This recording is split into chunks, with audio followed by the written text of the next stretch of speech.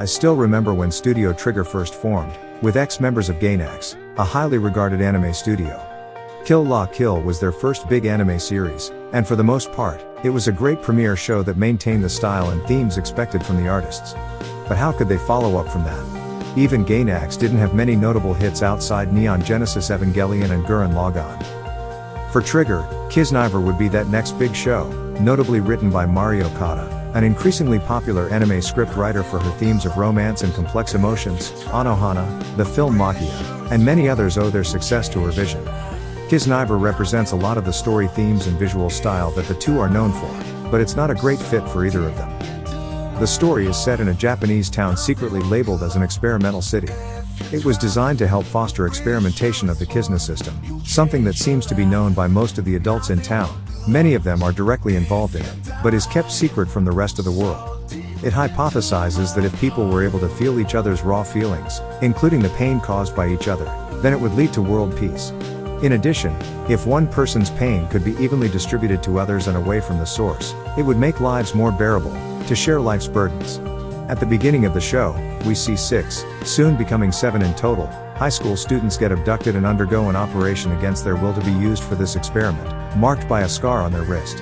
The technology allows the teenagers to feel each other's physical pain, and even their complex emotions.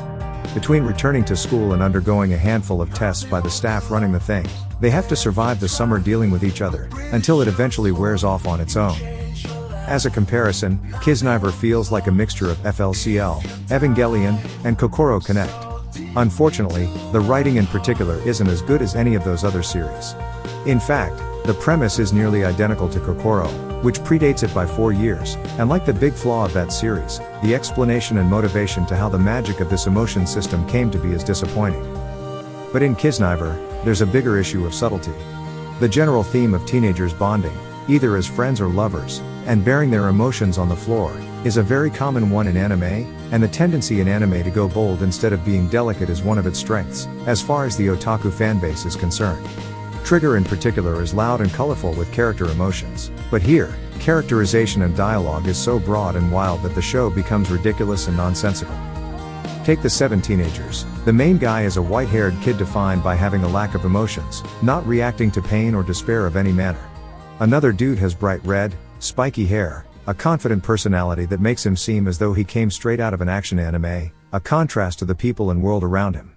Another girl has rainbow-colored hair, speaks about herself in third person, and admits to acting eccentric as an attempt to make more friends, and after admitting the secret, proceeds with no change. And one guy is a masochist, turned on by pain, secretly enjoying the Kizna system to the fullest, despite wishing no ill will or pain to the others. At the core of it all is a quiet woman leading the research team, with long blue hair, speaking in nonsensical riddles and metaphors to attempt to explain the deep meaning of what they are doing, in a manner that makes no sense at all to the viewer. A cast of colorful characters is great and all, and the show leans a lot into comedy, be it from butting heads with each other, or from the visual of dozens of mascot suit characters chasing them with axes to trigger more extreme emotions, but this ruins any aspect of the science fiction and dramatic elements.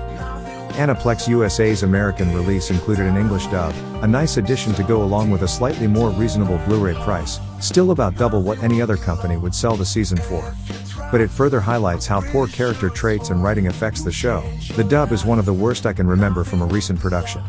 After all, how could one convincingly act as characters this cartoonish, either with 0% or 110% emotion and nothing in between, with believable empathy?